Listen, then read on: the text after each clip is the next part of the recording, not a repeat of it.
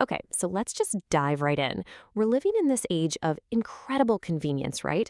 Our phones can navigate us anywhere, remember every birthday, and calculate any number in a blink. But what if that exact same convenience is, silently putting our brains on autopilot? Today, we're going to look at 5 habits that might just be aging your brain faster than you think, and what you can actually do about it starting right now. Seriously, just pause for a second and think about it. Your partners, your parents, maybe your best friend. I mean, 20 years ago, most of us had this whole mental Rolodex of numbers just rattling around in our heads. Today, maybe it's one or two, if we're lucky. This one simple question just perfectly shows this massive shift in how we use our minds. And honestly, it's happening without us even noticing.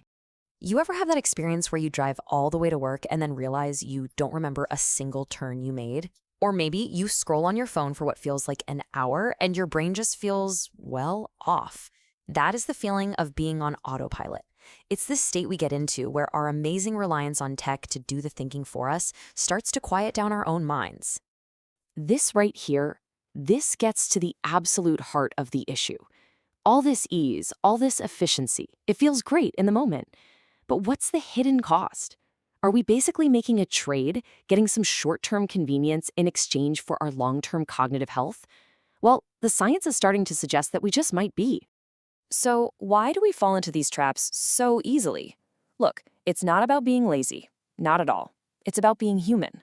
Our brains are hardwired over thousands and thousands of years of evolution to do one thing incredibly well: save energy.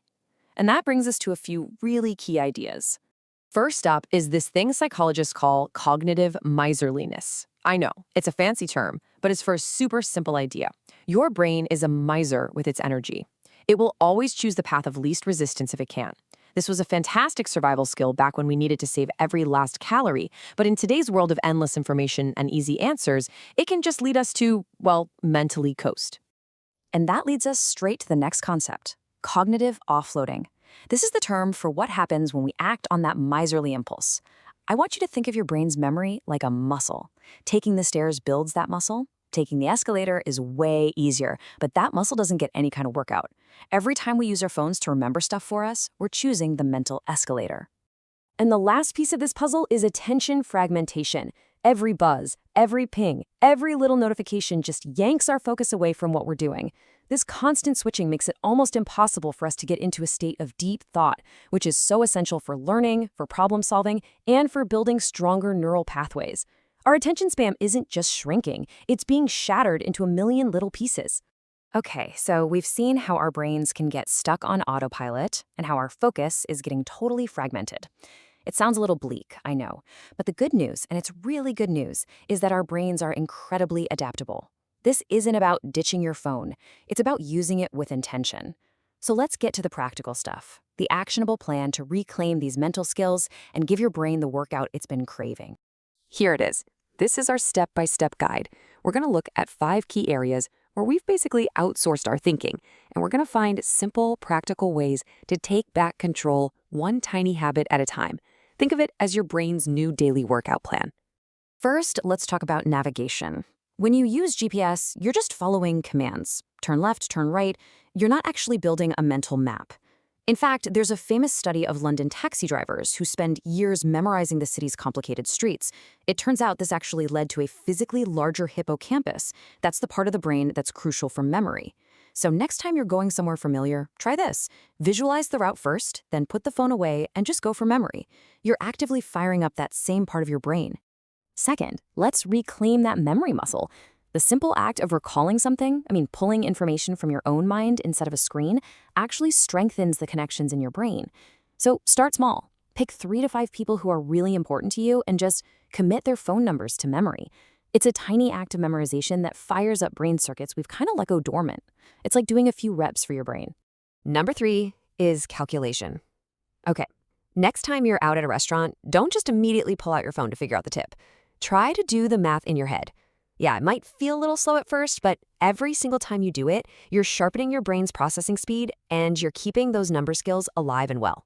Fourth, let's fight back against that attention fragmentation. Instead of filling every spare second with mindless scrolling, try this. Pick one long article or a chapter in a book, put your phone on silent, and just read. Immersing yourself in a single story, even for just 15 minutes, forces your brain to hold a single thread of thought. And that is a powerful workout for rebuilding your focus. And finally, number 5.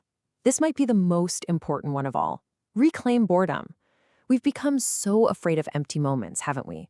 But boredom isn't empty space. It's the space where your brain makes new connections, where creativity sparks, where you actually process your memories. So just try it. Sit for 5 minutes, whether you're in line at the store or on the bus, and let your mind wander without any new input. It is incredibly restorative for your brain. So here's the crucial point. Building a healthier, more resilient brain doesn't mean you need some massive lifestyle overhaul. It's really about noticing these autopilot moments and just choosing to engage even in these small ways. It's about making conscious, intentional choices every single day. And that brings us to the real takeaway here. This is not some anti-technology rant. It's about using technology intentionally.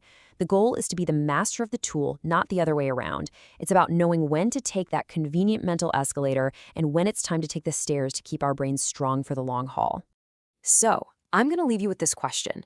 After all this, what is one small thing you will choose to do with your own brain power today instead of outsourcing it? Are you going to navigate from memory? Calculate that tip in your head? Memorize a phone number? The choice is totally yours, and it's a choice that matters a whole lot more than you might think.